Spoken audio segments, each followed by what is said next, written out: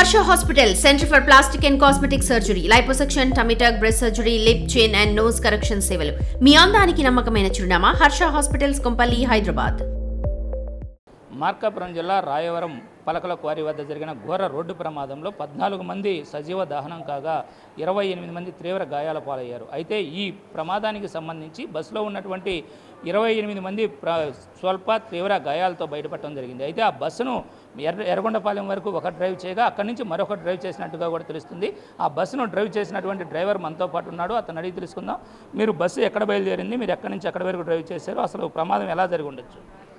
జగిత్యాల నుంచి షాజీ నేనే ఇద్దరిని తీసుకెళ్తాను, ఇంకొక డ్రైవర్ ఉన్నాడు. ఎర్రగొండపాలెం దాకా మిగతాను తీసుకొచ్చాం. అక్కడి నుంచి హరికృష్ణ అనే అతను ఎక్కాడు. అయితే ఎర్రగొండపాలెం వద్ద ఏదో స్టీరింగ్ వీలు లాక్ అవ్వటం, స్టీరింగ్ వీలుకు సంబంధించి ఏదో రిపేర్ అయిందన్నారు. అది సుమారు గంటకు పైగా ఆగిందన్నారు. అక్కడ ఏం జరిగింది? స్టీరింగ్ కాదు, బండి సెల్ఫ్ అయిపోయింది. సెల్ఫ్ అయిపోతే కిందకి పోయి కిక్కర కొట్టి స్టార్ట్ చేసాం. మళ్ళీ స్టార్ట్ అయింది, బాగానే ఉంది. మళ్ళీ వెళ్ళాము, అతను ఎక్కాడే వెళ్ళి మళ్ళీ బయలుదేరాం. నేను షాజీద్ అనే పైన పడుకున్నాడు. నేను క్లీనర్ ఒక అతను మార్కాపురంలో ఎక్కాడు. మార్కాపురం దగ్గర ఒక క్లీనర్ ఎక్కాడు. మేము ముగ్గురు మాట్లాడుకుంటున్నా, నేను ఫోన్ చూసుకుంటున్నా. ఉన్నట్టుండి బండి తేలింది. అతను టిప్పర కొట్టాడు, ఇతను దాన్ని కొట్టాడు తెలియదు.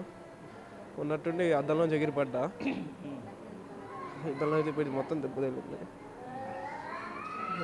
స్పృహలే కళ్ళు తిరిగి పడిపోయా వాగులో. అది అయితే ప్రమాదం జరిగినప్పుడు బస్సుని ఎవరు డ్రైవ్ చేస్తున్నారు, అతను ఎవరో నీకు ఐడియా ఉందా?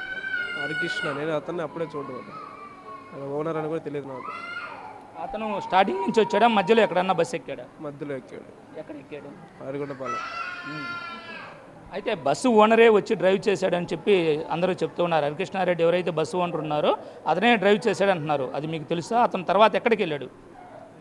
అతను ఉండని తెలియదు నాకు, అసలు ఆ బండి ఉండని తెలియదు నాకు. ప్రమాదం ఎలా జరిగినప్పుడు అతను ఎక్కడికి వెళ్ళాడు? డోర్ తీసుకుని వెళ్ళిపోయినట్టు గమనించలేదు పెద్దగా. ఇప్పుడు ప్రమాదం జరిగినప్పుడు ముందు అద్దాలన్నీ కూడా పగిలిపోయాయి. అతను ఎక్కడ పడిపోయాడు, అక్కడి నుంచి ఎక్కడికి వెళ్ళిపోయాడు? మీతో పాటు ఉన్నాడా, పరారులో ఉన్నాడా? అతను మేము గమనించలేదన్నా, మేము ఫ్రంట్ పడిపోయాం. అతను నేను చూడలేదు, ఇంకా నేను పక్కన పడిపోయా.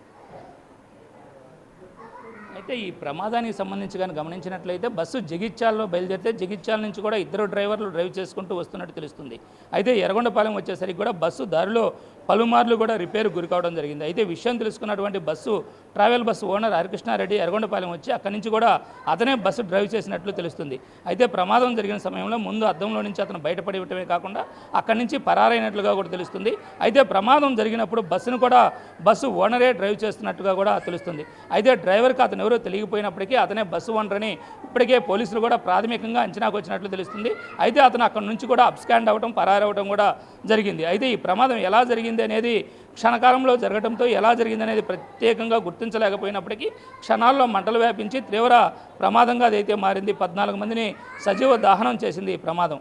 అయితే దీనికి సంబంధించి ఆ డ్రైవర్ ఎవరైతే డ్రైవర్ కమ్ ఓనర్ హరికృష్ణారెడ్డి ఉన్నాడో అతని యొక్క మొదటి నుంచి కూడా సెకండ్ హ్యాండ్ బస్సులు కొనడం, వాటి రిపేర్లు ఉన్నప్పటికీ పట్టించుకోకుండా వాటిని ట్రావెల్ బస్సులుగా మార్చి తిప్పడమే ప్రమాదానికి కారణంగా తెలుస్తుంది. అతను కూడా మొదట ఒక ట్రావెల్ బస్సు డ్రైవర్గా తన కెరియర్ను ప్రారంభించి లారీ అదేవిధంగా ట్రావెల్ బస్సులు తిప్పే ఓనర్ వరకు ఎదిగాడని చెప్పి కూడా చెప్తూ ఉన్నారు. అయినప్పటికీ అతనే బస్సును ప్రమాదానికి గురి చేసినప్పటికీ అతను అక్కడి నుంచి పరారైనట్లుగా కూడా తెలుస్తుంది.